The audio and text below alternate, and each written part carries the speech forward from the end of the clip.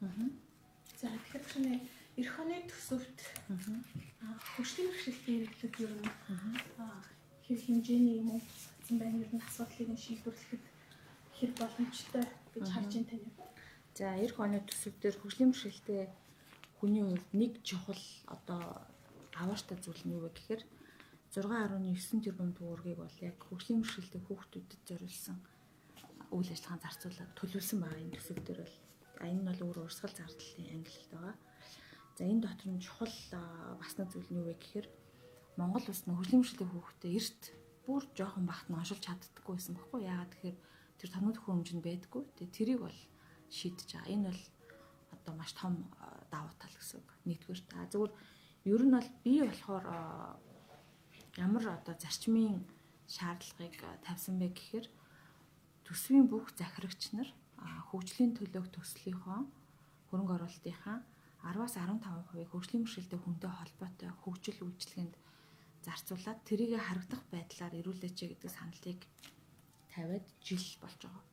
Тэгээ би тэрийг бол яг эндээсээ бас ялгаж тодруулж асуусан байгаа. Яг төрийн байгуулалтын байнгын ороо болон хүний хөгжлийн байнгын орон дээр хамтарсан хурал дээр тэгэхэд бол надад яг тоймтой нэг тодорхой яг өнгөрсөн жилийнхаас яг тэр зарчим бол огт биелээгүй ирсэн байгаа байхгүй. Тэгэхээр нөгөө ахаал эргээл нөгөө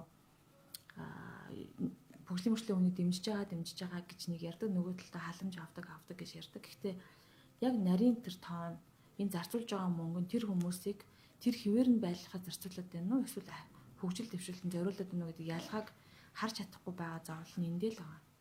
Тийм. Тэгэхээр тэр мөнгөнийг хуваарлалтын тэр зарчим мөнгөийг юунд зориулаад байна гэдэг дээр бид нар эргэж харж энийг харахгүй бол энэ жил хэрвээ энэ янзаар байвал дараа жил ч гэсэн энэ янзаар байх гэдэг байхгүй. Тийм. За өнөөдөр багш нар одоо гадааж агсаж байна. Цалингаа нэмүүлье. Авч байгаа цалин бол амьдралд хүрэлцэхгүй байна. Цаашдаа ер нь энэ салбар болох сүрчингүү болох эрсдэл түрээд байна гэдэг зүйлийг ярьж байна. Таны хувьд бас энэ тал дээр ямар байр суурьтай байна? Ер нь өнөөдөр ингээд багш нарын цалинг нэмэх боломж бололцоо хэр байна гэж харж байна. Тийм. За яг зөв миний бодлоо шүү. Яг багш нарын цалинг нэмэх хэрэгтэй. Эмч эрүүл мэндийн ажилтнуудын цалинг нэмэх хэрэгтэй. Эмч эрүүл мэндийн ажилтан боловсролын салбар хоёр дээр энэ бүх салбар чи өөрөө тэнд ажиллаж байгаа нөгөө бага цалинтай одоо ажил мэргэжилтэд дуртай тэгээд одоо 24-48 хийдэг тэр хүмүүсийн нуруунд дээр энэ салбар явж байгаа. Энэ асуудалч явж байгаа. Нөгөө талд боловсролын салбар буюу багш нарын нуруунд дээр иргэдийн чанар бас орж байгаа байхгүй. Тэгэхээр сайн багштай болгоё гэж яриад боловсролыг дэмжигчил гэж хэрвээ ярьсан л юм бол энэ дээр нэг гарц гаргалгаа байх хэрэгтэй шүү дээ. Бид нар ингээд багш болго гэд улсаас юу гэдгийг багш болохгүй сурж байгаа хүүхдүүдэд тэтгэлэг өгч байна. Гэтэл тэр тэтгэлэг авсан хүүхдүүдийнхээ төлбөрийг эсвэл магадгүй одоо юу гэдгийг багшийн цалиндаа шилжүүлдэг ч юм уу те. Эсвэл тэр одоо нөгөө уул уурхайн татвар матвар гэж яриад байгаа мөнгөө шилжүүлдэг ч юм уу те. Эсвэл энэ төрийн өмчийн компаниудынхаа зардлыг танддаг юм уу? Одоо тэр авсан ширээ сандлаа танддаг юм уу? Ямар нэгэн байдлаар яг одоо бидний ирээдүйн хүүхдүүдийг хүмүүжүүлж байгаа багш нарын цалин болон нийгмийн хамгааллыг нэмэгдэр анхаарахгүй юм бол улам чанаргүй хүүхдүүд, улам л боловсралгүй иргэд бий болно. Нөгөө талдаа сайн мэрэгчлэнүүд чи эндээс явах гээд байгаа байхгүй. Одоо явна шүү дээ. Ер нь бол бараг зарим нь явж байгаа шүү дээ. Тэгэхээр энэ дээр бол ямар нэгэн байдлаар үе шаттай шийдвэр заавал гаргах хэрэгтэй гэж бодож байна. Тийм. Тэгээ тэр нь ингээд одоо харагдахгүй тий. Ингээд тэгээ нэг таньж улсын төсөв танах гэхээрэл нөгөө нуруунд дээр нь ачаалал урж байгаа хүмүүсийнхаа орон тооны цамбтгал тэгэл цалин мөнгөний ингээд хэлэх шиг утахгүй болчих жоохгүй. Эрүүл мэндийн салбар ч гэсэн ялгаагүй. Тийм болчиход байна гэсэн. Тэгэхээр бид нар юуг танах юм, юуг нь хэвээр үлдээх юм тэг гэдгээ ингээд нэг мэрэмбэлж энэ төр ярихгүй ингээд боогод ирсэн төсөв гээл тэгэл пад гэж оруулж ирэл харин тийм тэгээ мөнгө байхгүй одоо ингээд яг таньж байгаа юм харахаар бид нар буруу газраас санаад байгаа байхгүй. Таны хувьд одоо чагсаалтаар орж ирсэн шинэхэн улсыг хурлын гишүүн шүү дээ. Орж ирэхдээ ер нь төсөөлөл ямар хувь байв үнэхээр хөгжлийн бэрхшээлтэй иргэд багш нарынхаа дуу хоолой болоод ажиллаад энэ салбаруудын асуудлуудыг шийднэ гэж ороод ирсэн. Яг ороод ирэхэд нөхцөлөд ер нь ямар хувь байна? За би одоо багшийн төлөөлөл гээл тэ эсвэл хөгжлийн бэрхшээлийн хүний төлөөлөл, эрүүл мэндийн салбарын төлөөлөл одоо би одоо өнгөрсөн 1 жилийн хугацаанд хөгжлийн бэрхшээлтэй яг одоо өнөөдөр цалингаас цалингийн хооронд амьдарч байгаа, зарим нь халамжийн мөнгөөр амьдарч байгаа, группийн мөнгөөр амьдарч байгаа. Тэгээд өөрөө ингээд биеийн бэлтрийн урд асуудалтай үргэлж төгжрээнд үргэлж нийгмийн асуудал хохирчдаг энэ хүмүүсээ төлөөлж нэг жил юу нэрлээ. За тэгээд дуурайд яриад авах бас тийм ч одоо урт хугацааны үр дүн дагуулдаг учраас бодлогын баримтчгуудыг гаргах гэж ингэж үлдсэн. За нийгмийн бодлогын байнгын орон дээр нэг ажлын хэсэг үүсгээд тэгээд тэрнийхээ өрөөнд засгийн газарт 17 чиглэлтэй юм байнгын орон тогтоол гаргаж байгаа хгүй. Гэтэл би зөвхөн нэг юм өрөөсөө одоо бүрхэг байгаа нь үнэхээр тэр одоо парламентээс гаргасан, их хурлаас гаргасан тогтоолыг бариад засгийн газар одоо хийх гэж байгаа ажил руугаа шингээгээд төлөвлөсөн ажил нь байна уу гэж нөгөө 17 заалтаа эндээс ингээд хайгаад харж байгаа хгүй. Тэгэхээр ингээд байхгүй. Хэрвээ тийм байвал ер нь их хурл гэж одоо байх хэрэг байгаа юм гэдэг би бас ойлгох болж байна л да.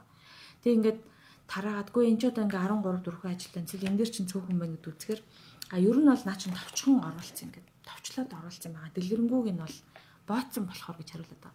Тэгээ бид нар их хурлын гишүүн болчоод энэ дэлгэрэнгүй нь олж харахгүй бол нөгөө гэртээ сууж байгаа цэцгээд болдоо энийг бүрч харахгүй шүү дээ. Ингээ энэ дундуур чинь нөгөө буруу урал яваад байт юм гэдгийг л хөгжлийн бэрхшээлийн одоо хүн зориулсан төсвийн хараас хөөцөлдөж явахтаа бол олж мэдчихэв. Тэгэхээр энэнийг бол зайлшгүй энэ төсвийн тухай төсөв өргөн хилцдэг энэ процедур дээр өшөө сайн нарийн хяналттай байх хэрэгтэй мэн гэж бодож байна. Тэгээ надаар дамжуулаад маш олон хөгжлийн бэрхшээлийн хүмүүс энэ талаар мэдээлүүд авч байгаа. Хаана юу болж байгааг нэлээд аваад байгаа. Дээрээс нь зүгээр энэ хөгжлийн бэрхшээлтэй хүнд чиглэсэн гэж одоо ярих юм уу? Эсвэл зүгээр хүртээмжтэй байлгахад чиглэсэн энэ тогтолцоо өөрөө хөгжлийн бэрхшээлтэй юм байна.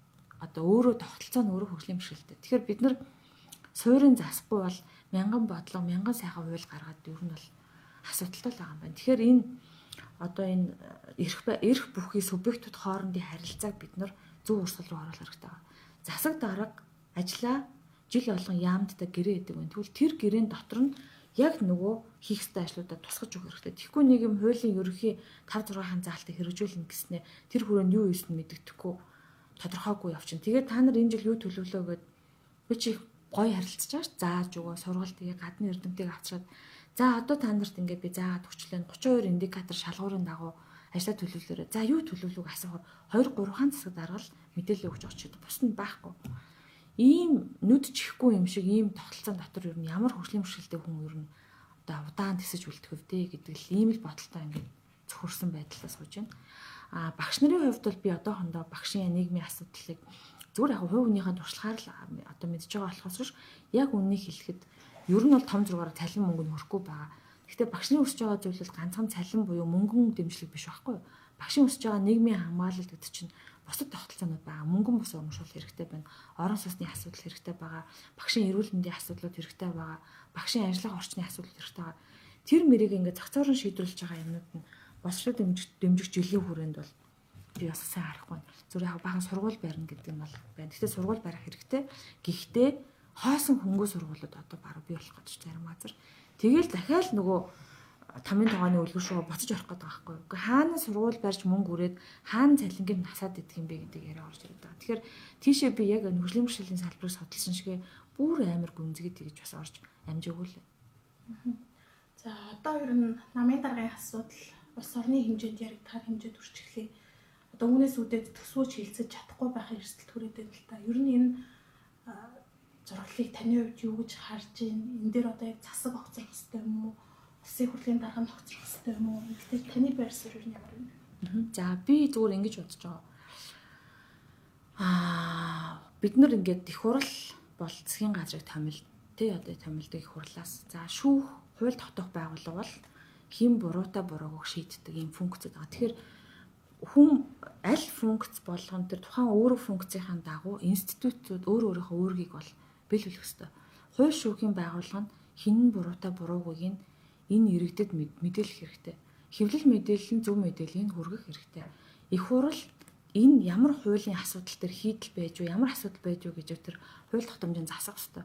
Өнөөдөр ингээд их захын нам мэддэхгүй энэ гүтгэлэг мэдээлэл дунд чинь хийн орчин гэхэлэр хүчийн дүндээ иргэд л хохирч байгаа байхгүй. Хөгжлийн бэрхшээлийн хүмүүс хохирч байгаа, ахмадууд хохирч байгаа, гадаад захисж байгаа, багш нар хохирч байгаа, бүх хүмүүс хохирч байгаа. Тэгэхээр энэ ингээд нэг талаас аваад үзэхээр энэ бол иргэдийн эсрэг юм шиг ийм асуудал бий болж байгаа. Тэгэхээр энэ дээр би энэ үүмэнийг ингээд ийм үүмэн үүсгэж энэ одоо ажил явахгүй байгаа засгийн газар өөрөө энэ дээр хариуцлага хүлээх ёстой гэж үзэж байгаа. Тийм учраас засгийн газрын хүлээсэн үүрэг чинь өөрөө ингээд бүтэн жилийн хугацаанд засгийн газрыг харж бүтэн жил зуралтаад ингээ өөртөө энийг засгийн газар нь өөрөө нэг юм өс хонзон авдаг юм шиг өөртөө нэг юм болохгүй бол тэгин шүү ингэ шүү гэдэг мэдээлэл хийдэг шиг ийм байгууллага засгийн газраас одоо би ямар хүний эрхийн мэдрэмжийг хүлээх ямар төсвийн нөгөө 10-15% пропорцент хүлээх хэсгээ бас би сайн мэдэхгүй байгаа юм л да. Тэгэхээр би бол өөрөө засгийн газрыг томилж одоо санал өгсөн гишүүний хувьд эргүүлээд энэ засгийн газар солиод төстэй гэж үзэж байгаа. Ажлаа хийдэг хүмүүс нь ажиллаа хийх ёстой гэж үзэж байгаа. А нөгөө талдаа жишээлбэл одоо би одоо жагсаалтын гишүүн гэдэг тийм. Тэгэхээр би нийгмийн ажлын тухай бол өргөн барьж байна. Ялгарлан гадуурхалтын эсрэг асуудлыг өргөн барьж байна. Яагаад жагсаалтаар оржсэн гэхээр өмнө нь тэ энэ асуудлуудыг хөнддөггүй байсан мэрэгжлийн хүний хувьд орж ирээд хууль тогтоомж өргөн бариад за бүгдээрээ энэ тийшээ явъя гэж танилцуулахаар наадах чинь бол халамжийн асуудлаар шийдэх юм биш үү гэдэг ийм байр суурьтай хариу бяцхийн газраас авсан. Энэ зүгээр миний ганцхан одоо жишээ тэ. Тэгэхээр хэрэв хүмүүсийг халамжинд байлгах дуртай байгаа юм бол ийм засгийн газраар бид нар яах юм? Нийгмийн ажилчин өөрөө хүнийг хөгжүүлдэг мэргэжил ахгүй юу? Тэр халамж авч байгаа хүнийг хөдөлмөр хийлгдэг болохын төлөө ажилтдаг мэргэжил ахгүй юу? Тэр хуулийг өргөн барихаар халамжаараа шийд гэдэг асуудлыг ярьж байна гэдэг чинь ойлголтгүй юм байна. Эсвэл шин зүйлийг хүлээж авахгүй юм байна. Эсвэл түүнтэй холбоотой зардлыг одоо дэмжихгүй байгаа юм байна. Одоо би юу гэж шаардах вэ те? Эсвэл одоо нийгмийн ажилтан гэдэг энэ одоо position энэ одоо албан тушаалыг ерөөсөө одоо дахиж дээшлүүлээ, сайжруулъя, үнэхээр иргэдэд тулдаг хүмүүс шүү дээ те. Эднэрлүү чиглэсэн ажил хий гэж хүсдэг юм байна гэж ойлгохдохоор ийм л одоо дүгнэлтэнд хүрэх. Тэгэхээр миний бодлоор бол эндээс би одоо өшөө юу хэлэх вэ бол мэдэхгүй байна. Тий. За баярлалаа.